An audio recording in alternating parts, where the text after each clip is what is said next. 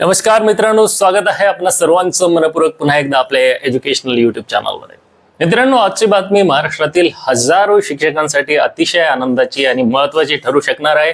याचं कारण असं माहिती आहे की तुम्हाला की आज आपल्या या देशामधील एका राज्याने एक मोठा निर्णय घेतलेला आहे, ज्याची चर्चा आता संपूर्ण शिक्षक क्षेत्रामध्ये होताना दिसून येत आहे।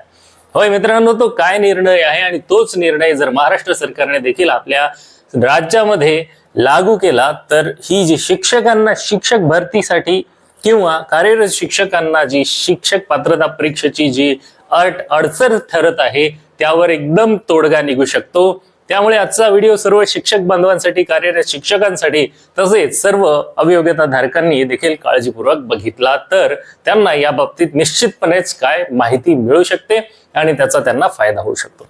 तर सेवेमध्ये असलेल्या कार्यरत शिक्षकांसाठी विशेष टीईटी आयोजित करण्याचा निर्णय घेण्यात आलेला आहे।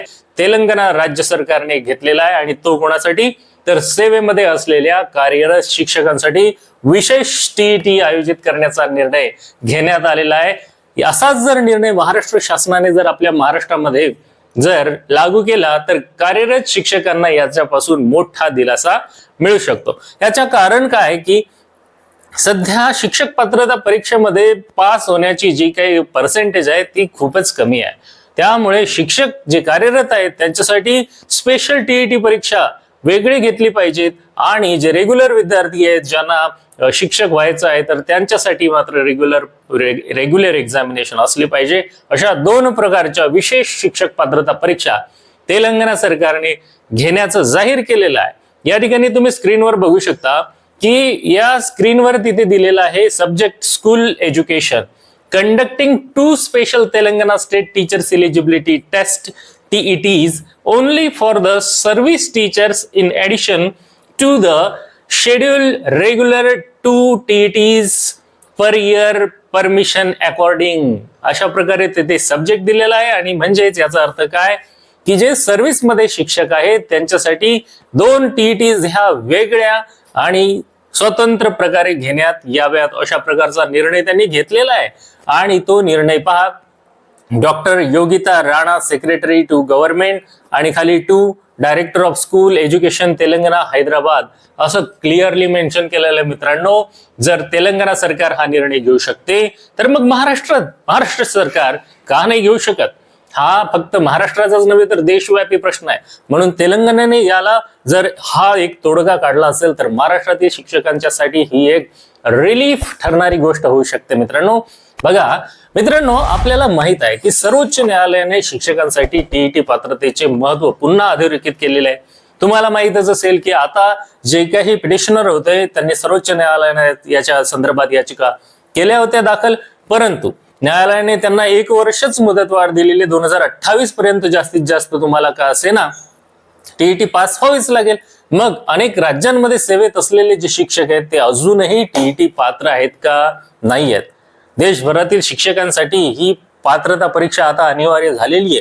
अशा परिस्थितीत तेलंगणा सरकारने शिक्षकांसाठी आणखीन एक संधी देण्याचा निर्णय घेतलेला आहे। 3 जून 2026 रोजी त्यांनी एक शासनाचं परिपत्रक काढलं, एक शासन निर्णय काढलेला आहे आणि यामध्ये सेवेत कार्यरत शिक्षकांसाठी 2 स्पेशल टीईटी परीक्षा आयोजित करण्यासाठी मंजुरी दिलेली आहे। आणि हा निर्णय शिक्षक संघटना आणि लोकप्रतिनिधींनी केलेल्या मागण्यांनंतर घेण्यात आल्याचं त्या ठिकाणी स्पष्ट झालेलं आहे। मग मित्रांनो, जसं तेलंगणा सरकार करू शकते तर मग महाराष्ट्र सरकार या बाबतीत विचार करू शकणार नाही का? काही शिक्षकांना टीईटी पात्रता मिळवण्यासाठी आणखी संधीची गरज आहे। 2028 पर्यंत टीईटी पात्र पूर्ण करण्याची जी काही चर्चा आहे त्यामुळे अनेक शिक्षकांमध्ये संभ्रम तसेच चिंतेचं वातावरण पसरलेलं आहे। मग अशा परिस्थितीत महाराष्ट्र सरकारने देखील तेलंगणा सरकारच्या धर्तीवर स्पेशल टीईटी परीक्षा आयोजित केल्या। रेग्युलर स्टुडंटसाठी 2 स्वतंत्र परीक्षा आणि जे सेवेत कार्यरत शिक्षक आहेत त्यांच्यासाठी 2 स्वतंत्र परीक्षा घेऊन काय होऊ शकते तर याचा पहिला फायदा काय की सेवेमध्ये जे कार्यरत शिक्षक आहेत त्यांना ऍडिशनल संधी भेटणार, बरोबर आहे। त्याच्यानंतर दुसरा फायदा काय की जे टीईटी अपात्र शिक्षक आहेत त्यांच्या मनातली भीती आणि त्यांची अनिश्चितता ही देखील कमी होईल, बरोबर आहे। तिसरा फायदा, भविष्यातील सेवा विषयक जी काही पदोन्नती आहे, विषयक प्रश्न जे आहेत, आता पहा ना अनेक शिक्षकांच्या पदोन्नत्या रखडलेल्या आहेत। कारण काय टीईटी परीक्षाच पास नाही। अहो, शिक्षक म्हणून कार्यरत आहेत, पण टीईटी परीक्षा आता इतक्या वर्षानंतर त्यांच्यावर लादली गेलेली आहे, तर त्यांची मागणी आहे, त्यांच्या संघटनांची मागणी आहे. तर या मागणीला शासनाने जर अशा पद्धतीने रिप्लाय दिला तर काय होईल? ही अनिश्चितता निर्माण होणार नाही आणि यावर एक तोडगा निघू शकतो. आपण आता याची दुसरी बाजू जर समजून घेतली तर काय होईल पहा. आता समजा महाराष्ट्र सरकारकडून अद्याप अशा कोणत्याही टीईटीचे अधिकृत घोषणा झालेली आहे का? नाही झालेली. त्यामुळे सोशल मीडियावर जे काही फिरणाऱ्या ज्या काही अफवा आहेत मित्रांनो, त्यावर अद्यापही आता तुम्ही विश्वास ठेवू नका. सध्या आपण फक्त तेलंगणा सरकारच्या निर्णयाचं विश्लेषण करत आहे. पण एक गोष्ट निश्चित आहे की तेलंगणा सरकारचा हा जो निर्णय आहे तो संपूर्ण देशातील शिक्षकांचं लक्ष वेधून घेत आहे आणि महाराष्ट्रातील शिक्षकांमध्ये ही देखील मोठ्या प्रमाणात चर्चा सुरू झालेली आहे की आपल्या राज्यात पण अशाच प्रकारे विशेष शिक्षक पात्रता परीक्षा घ्याव्यात, आहे ना. त्यामुळे आता शिक्षकांना टीईटी पास होणं हे काही कठीण राहणार नाही आणि असं जर झालं तर शिक्षकांच्या डोक्यावरचं जे टीईटीचं ओझं आहे ते कमी होऊ शकते. विशेष शिक्षक पात्रता परीक्षा ही त्यांच्यासाठी अनिवार्य करण्यात आलेली आहे. तशी महाराष्ट्र सरकारने ही विशेष शिक्षक पात्रता परीक्षा आपल्या राज्यामध्ये सुरू करावी का, या संदर्भात तुम्हाला काय वाटते?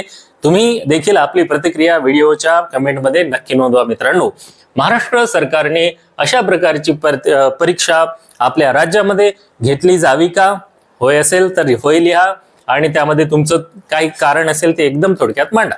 नाही असेल तर नाही लिहा आणि का नाही हे देखील तुम्ही मांडा. मग याचा आपल्या शिक्षक भरतीवर काही परिणाम होऊ शकतो का?